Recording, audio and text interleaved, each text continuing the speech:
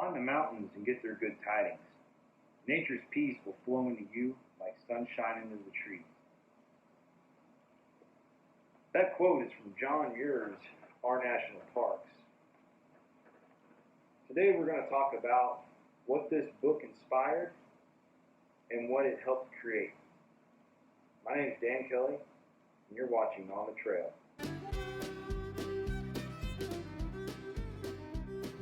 As some of you may know, I'm an avid outdoorsman. I've summited mountains, walked many of the trails across the United States.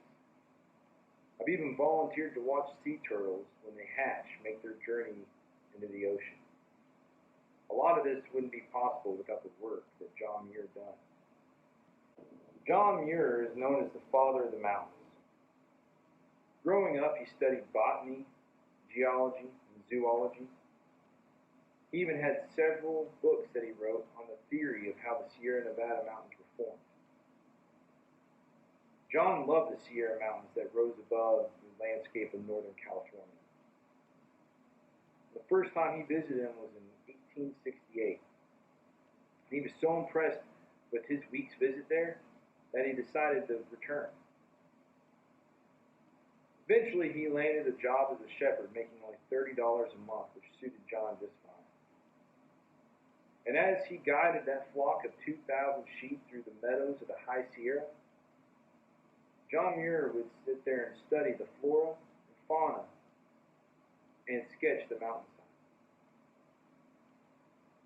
Now, a lot of this was due to the fact that in 1864, Abraham Lincoln signed the Land Act, which granted California the right to manage the land how they seen fit. But this wasn't enough for John Muir. Over the years, he's seen the ranchers and the loggers just destroy the resources and the beauty of the Yosemite Valley. Lincoln never visited Yosemite, but there are several presidents who have. In 1901, Our National Parks was published, and after reading it, it inspired then President Theodore Roosevelt, who was an avid outdoorsman himself. Theodore Roosevelt grew up in the woods. He was constantly hiking through the mountains. He visited the Alps several times.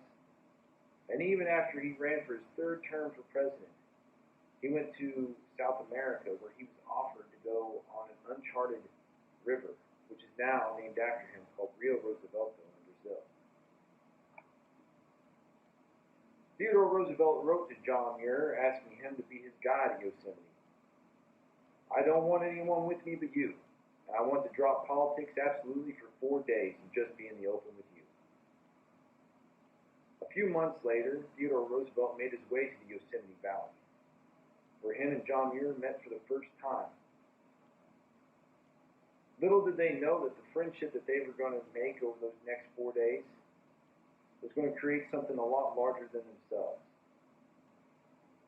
The first night, President Roosevelt's men made him a bed out of several blankets on the ground. John Muir simply just piled up some pine needles and pulled a cloth out of his knapsack and covered up. The next morning when they woke up, President Roosevelt asked his men to leave, and him and John Muir made their way to the Mariposa Valley. Setting up camp, they had a nice little campfire where John Muir actually asked for help from President Roosevelt to protect the lands that they were just traveling on. Muir decided he was going to make President Roosevelt a bed and piled up some pine needles and gave him his blanket. They slept right there underneath the stars. The next morning, they woke up and they was actually covered in snow. After cleaning up their campsite and loading up their horses, they made their way up to the top of Glacier Point, which is where the famous picture of President Roosevelt and John Muir was taken. It was up there that that view inspired President Roosevelt. It inspired him so much that when he went back to Washington, D.C., he fought to make Yosemite a national monument. It took about 2 years, but it finally was done. It wasn't until President Woodrow Wilson that the National Park Service was created. This provided federal funding for the National Park Service and protection of the land surrounding it. As many of you know, Yosemite isn't the only national park, nor was it the first. Yellowstone actually holds that honor, where you can still go see Old Faithful, the geyser that shoots water in the air like clockwork. But the Yosemite Valley is the one that inspired a president to fight for the conservation and protection of some of the most beautiful landscapes across the United States. There's a lot of history in the Yosemite Valley, from that infamous backcountry trip with Theodore Roosevelt and John Muir, to the legendary Campsite 4, to the most recent free solo of El Capitan by Alex Holmes. There's something there to inspire people of all ages to do their part to protect and conserve nature. The National Park Service also protects the forest in the national park. The United States is one of the last places in the world that has hardwood forests that are still growing.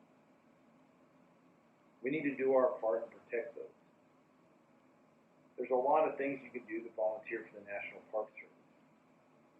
You can go work on trails. You can watch sea turtles as they walk into the ocean. You can pick up trash. But you can volunteer by either going up to one of the local national parks and talking to a park ranger, or going onto the nationalparkservice.gov. There's a world out there to experience. So get out there, disconnect from the grind of everyday life, sleep under the stars, wake up with the sun shining in your face. You only get one life, so live it. I'm going to leave you with one final quote from John Muir. Of all the paths you take in life, make sure a few of them are dirt. I'll see you on the trail.